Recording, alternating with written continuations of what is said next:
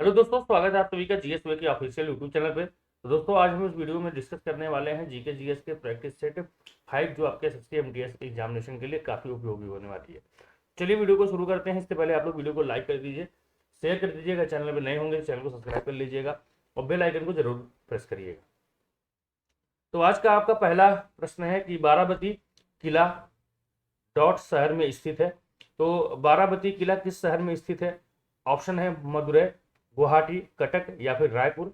तो इसका सही जवाब आपका हो जाता है कटक। कटक में अवस्थित है, याद रखिएगा। अगर आपसे पूछा जाए कभी, आपको मैं किला दिखा देता हूँ, इस तरीके का आपका दिखता है ये किला, ठीक है, याद रखिएगा। अगला प्रश्न है आपका कि निम्नलिखित में से किस पंचवर्षीय योजना में आत्मनिर्भरता पर सबसे पहले जोर दिया गया? तो आत्मनिर्भरता की अगर हम बात करें यहाँ पे, तो इसका ऑप्शन दिया है दूसरी योजना, चौथी योजना, तीसरी योजना या फिर पांचवी योजना। तो इसका सही जवाब आपका हो जाएगा पांचवी। जो पांचवी पंचवर्षीय योजना थी, इसमें आत्मनिर्भरता को लेकर के यहाँ पे बात की गई थी, पहल किया गया था और सबसे ज्यादा जोर इसी पे दिया गया था, आत्मनिर्भरता को लेकर के। अगला प्रश्न आपका है कि माई लाइफ किसकी आत्मकथा है? काफी इंपॉर्टेंट प्रश्न हो जाता है ये आपके पेपर के अकॉर्डिंग। तो ऑप्शन है नेल्सन मंडेला, यहाँ पे मार्गरेट थ्रैचर या फिर बिल क्लिंटन या जे.एस. लिंगदोह। तो इसका सही जवाब है बिल गेट्स। इंपॉर्टेंट प्रश्न है, इसको जरूर ध्यान रखना, क्योंकि आत्मकथाएं जरूर पूछी जाती हैं, ऑटोबायोग्राफी जो आपकी है वो जरूर पूछी जाती है, याद रखिएगा। अगला प्रश्न, निम्नलिखित में से भारत के संविधान का वह अनुच्छेद कौन सा है जो राज्य सरकारों को ग्राम पंचायत संगठित करने के लिए निर्देशित करता है? तो ग्राम पंचायतों का संगठन की अगर हम बात करें तो कौन सा आर्टिकल हो जाता है? अनुच्छेद 32, 40, 78 या फिर 48। ये चार ऑप्शन दिए हैं, तो इसमें सही जवाब जो आपका होगा वो आपका हो जाता है ऑप्शन नंबर बी, अनुच्छेद 40। यहाँ पे आपको साफ साफ लिखा हुआ कि ग्राम पंचायतों का संगठन, ठीक है। आर्टिकल 32 की अगर बात करें तो संवैधानिक उपचारों का अधिकार आपका हो जाता है। फिर आपको कमेंट बॉक्स में कमेंट करना है 78 क्या है और 48 क्या है, ये दोनों कमेंट बॉक्स में कमेंट करके आपको बताना है। आर्टिकल 32 मैंने बता दिया कि संवैधानिक उपचारों का अधिकार है आपके पास इसके तहत। अगला प्रश्न है कि भारतीय नागरिकों को प्रदान किए गए मूल अधिकारों को निलंबित नहीं किया जा सकता। निलंबित किया जा सकता है, किसी भी परिस्थिति में निलंबित नहीं किया जा सकता, या उपरोक्त में कुछ भी सही नहीं है। तो इसका सही जवाब है निलंबित किया जा सकता है। अगर कोई इमरजेंसी आती है, जैसे आपातकालीन के दौरान, इमरजेंसी के दौरान आपके फंडामेंटल राइट्स को निलंबित कर सकते हैं, याद रखिएगा। अगला प्रश्न है कि राजा राम मोहन राय ने मिरताल अखबार का प्रकाशन किस भाषा में किया? तो मिरताल, यहाँ पे मिरातुल अखबार की बात हो रही है। तो मिरातुल अखबार जो आपका है, इसका प्रकाशन अरबी, बंगाली, फारसी या फिर अंग्रेजी। तो मिरातुल अखबार का प्रकाशन किया था किसने? राजा राम मोहन राय ने। और इसका जो प्रकाशन था यह फारसी भाषा में किया गया था, फारसी भाषा में इसका प्रकाशन हुआ था, याद रखिएगा। अगला प्रश्न है यहाँ पे कि सर्वेंट ऑफ इंडिया सोसाइटी किसने बनाई?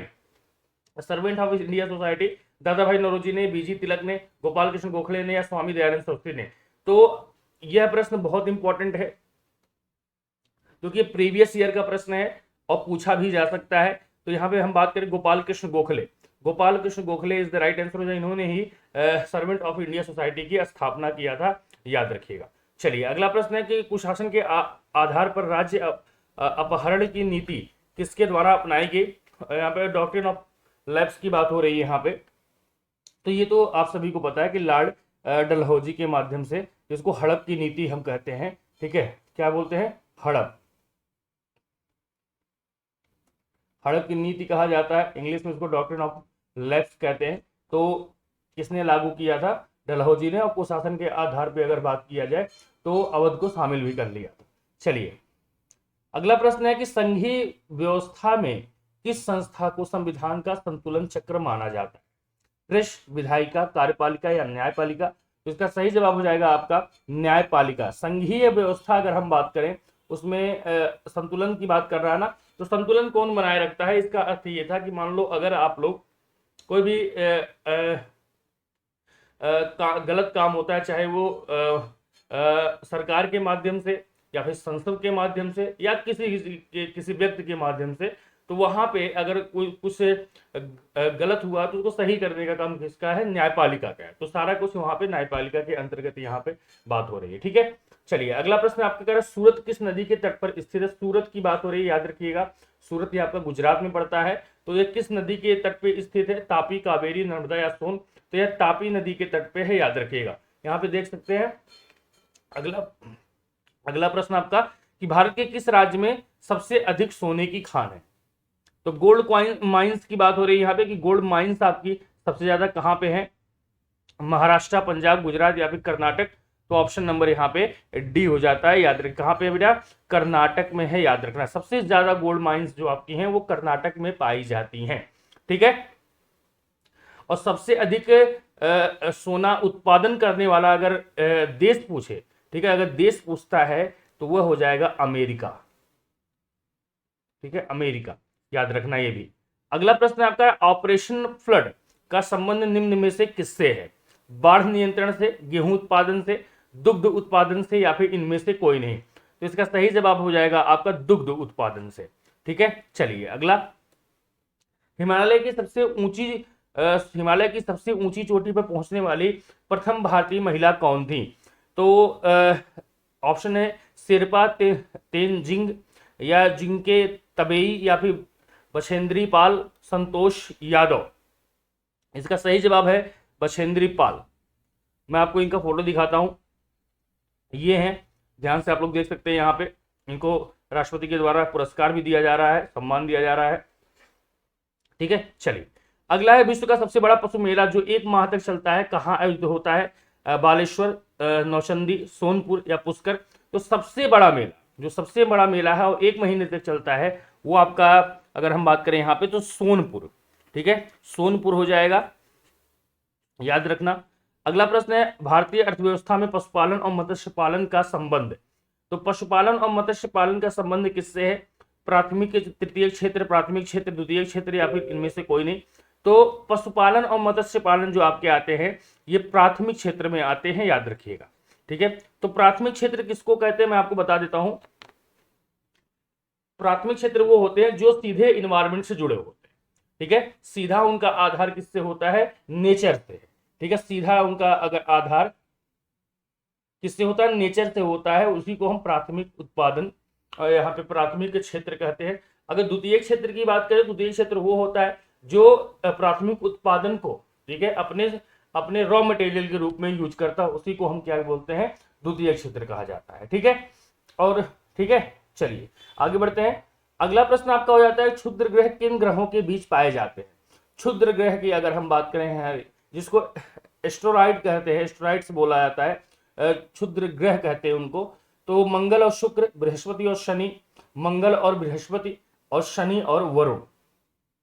तो इसका सही जवाब हो जाएगा आपका मंगल और बृहस्पति के बीच में आपके एस्टेरॉइड्स पाए जाते हैं। आपको मैं फिगर दिखाता हूं, देखो यहाँ पे ये सारे ग्रह के आपको क्रम दिख रहा है ना यहाँ पे।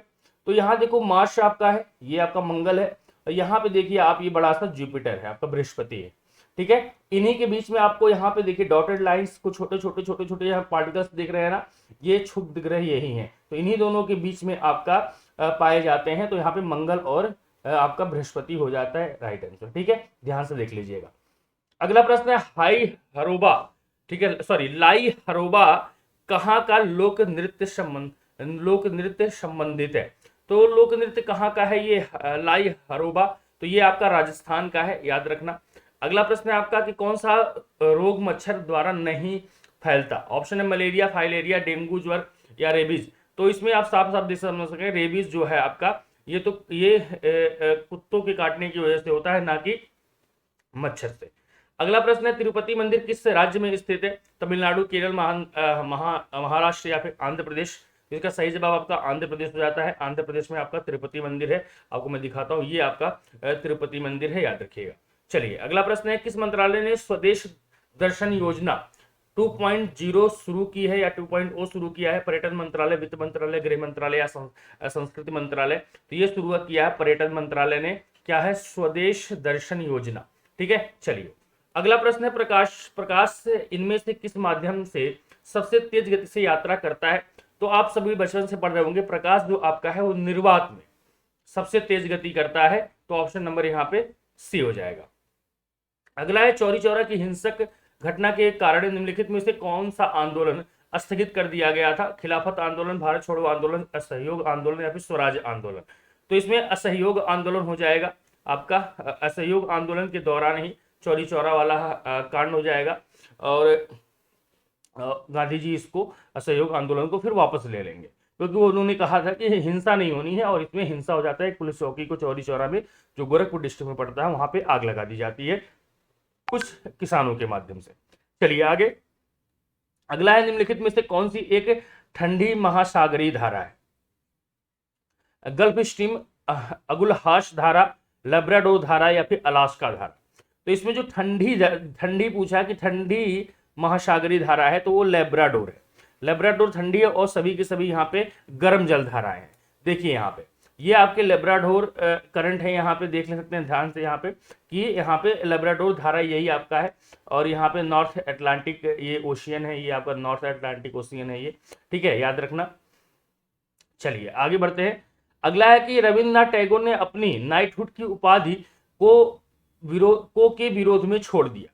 तो किसके विरोध में नाइटहुड की उपाधि जो उनको दी गई थी अंग्रेजों के माध्यम से, उसको किस वजह से छोड़ दिया था इन्होंने? कैबिनेट मिशन, जलियांवाला बाग नरसंहार, रेवलेट एक्ट और साइमन कमीशन। तो आप सभी को पता है कि जलियांवाला बाग कांड जब हुआ उसके बाद रविन्द्रनाथ टैगोर जी ने नाइटहुड की उपाधि को वापस लौटा दिया था, याद रखिएगा। अब आपको कमेंट करना है कि जलियांवाला बाग नरसंहार किस दिन और किस सन में हुआ था। चलिए आगे, अगला है गोदावरी नदी का उद्गम स्थल डॉट राज्य में है? मध्य प्रदेश, छत्तीसगढ़, उड़ीसा या फिर महाराष्ट्र? तो इसका आपका सही जवाब हो जाता है कहाँ पे?